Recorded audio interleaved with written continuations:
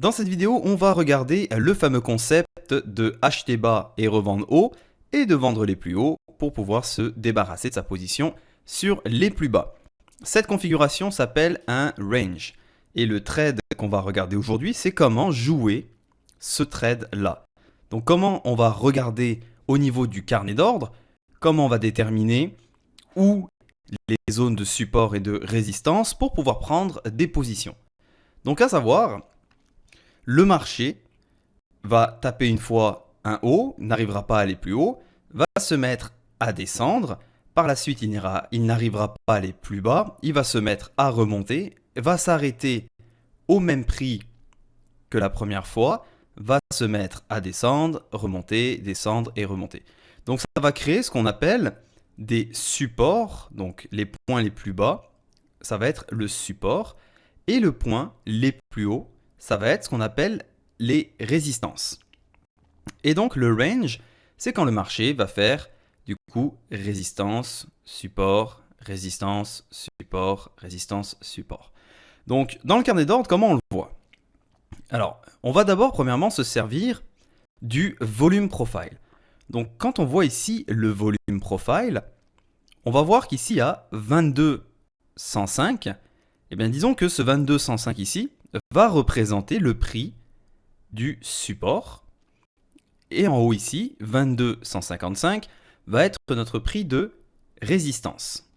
Et donc, le marché, il va donc aller d'en bas à en haut, d'en haut à en bas. Et dans le carnet d'ordre, on va le voir.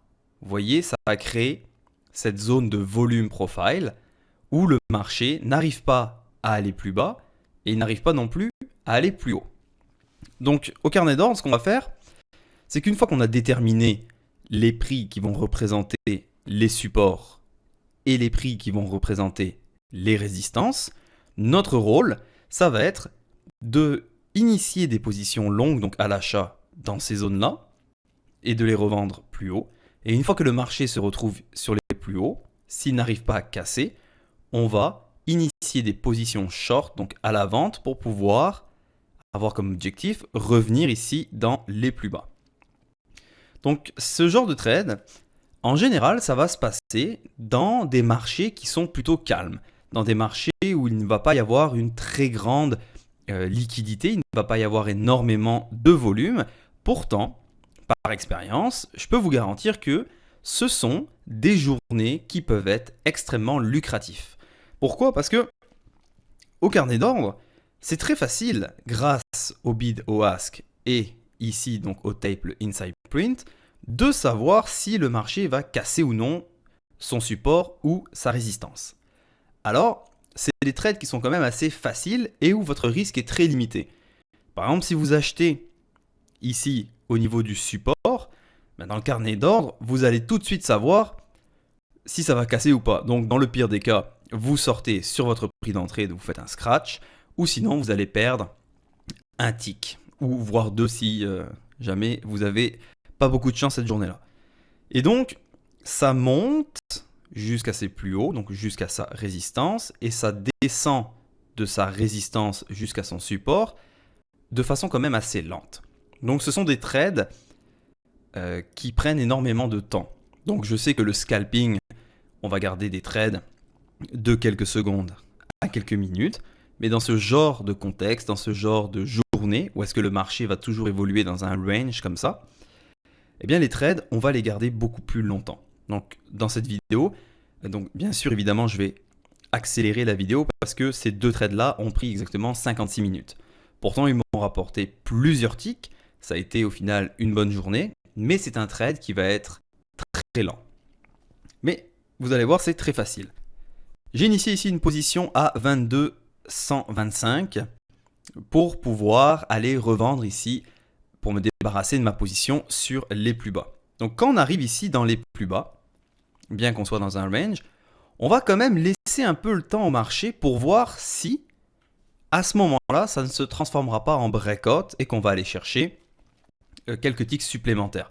Donc je vais laisser un petit moment ce trade pour voir s'il va se transformer en breakout. Si jamais ça ne marche pas, mais à ce moment-là, je vais pouvoir sortir de mon trade short et justement initier un trade long dans ces niveaux pour qu'on puisse remonter ici dans le haut du range pour aller justement tester les résistances.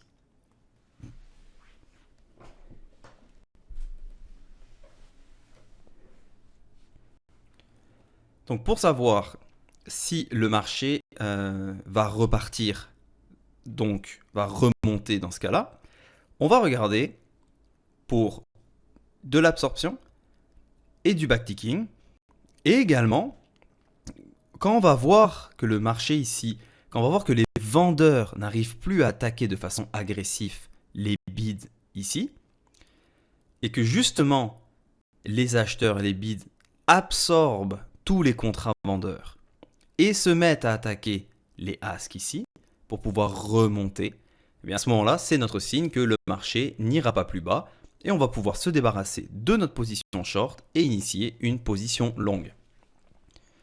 Donc, vous voyez, le carnet d'ordre nous permet d'avoir ces informations en temps réel qui vont nous dire oui, le marché casse, non, le marché casse pas, on va pouvoir sortir de notre position. Tandis que si vous avez uniquement des graphiques ou des bougies, ben vous n'avez pas ces informations ici. Donc on voit que, ben regardez, les vendeurs, 16 contrats, 23 contrats. Donc on voit que ils ont énormément de mal, ils n'arrivent même pas du tout à casser les plus bas et à attaquer les bids. Et donc en réponse à ça, les acheteurs se mettent eux à absorber et se mettent à attaquer les niveaux supérieurs. Donc à ce moment-là, ça va être mon signe pour pouvoir sortir.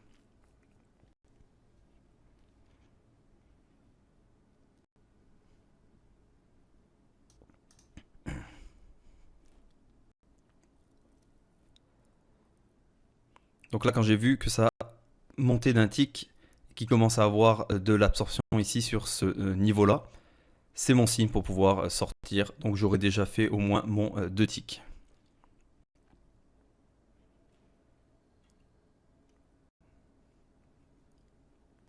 Donc je sors de position. Maintenant, ce que je vais regarder, ça va être, est-ce que les vendeurs vont essayer d'aller retester cette zone ici? Donc est-ce que les vendeurs vont essayer d'aller retester le support? Sinon, je vais vouloir initier une position justement longue pour pouvoir partir de mon support et retourner sur la résistance, donc retourner ici sur le haut de mon volume profile. Donc je vais vous accélérer la vidéo, parce que comme vous pouvez le voir, c'est une journée où c'est quand même assez tranquille, qu'il n'y a pas beaucoup d'action dans le marché. Les vendeurs qui n'arrivent pas à aller plus bas. Quand je vois maintenant de l'absorption ici des contrats des vendeurs, ça va être mon signe pour pouvoir lancer ma position. Donc voilà, je vais pour rentrer dans le marché, je suis exécuté. Alors c'est sûr que on va laisser un peu d'espace. Donc ça veut dire que même si je me retrouve à un tick contre moi, voire peut-être à partir de 2 ticks, là on va regarder si on ne sort pas tout de suite de la position ou non. Mais vu que c'est un marché qui est quand même plutôt lent cette journée-là, on va quand même laisser de l'espace au marché. Donc vous voyez, là on trade sur mon point d'entrée. Donc quand on avance un petit peu la vidéo, et voilà. Donc tout le long, là je viens d'avancer de quasiment 15 minutes. Donc juste pour vous dire que c'est vraiment un trade qui prend énormément de patience. Mais dans ce type de journée-là, de toute façon, les trades de range comme ceci vont être vos trades les plus payants de toute la journée. Donc on attend.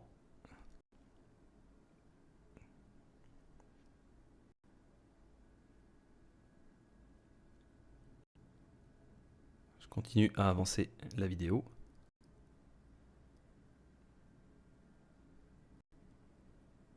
Vous voyez, ça prend énormément de temps. Là, on est déjà sur du 30 minutes.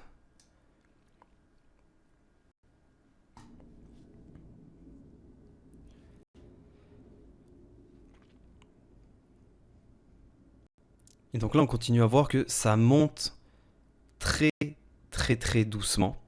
Et donc ce qu'on va attendre dans ce niveau-là, c'est de voir justement notre absorption et encore une fois notre backticking.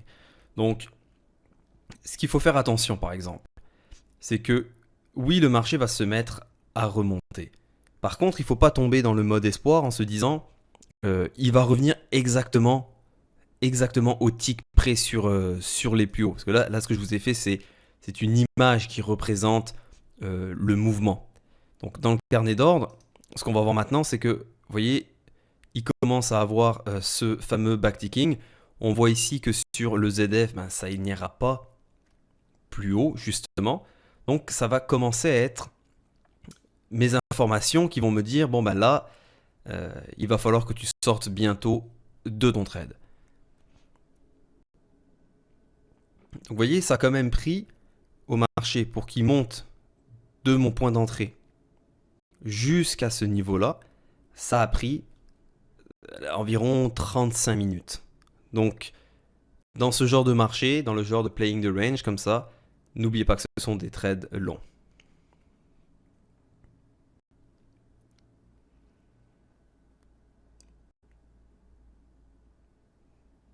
Donc, vous voyez comment le marché se met à décaler rapidement. J'ai été exécuté tout de suite. Regardez. J'ai reculé un peu la vidéo.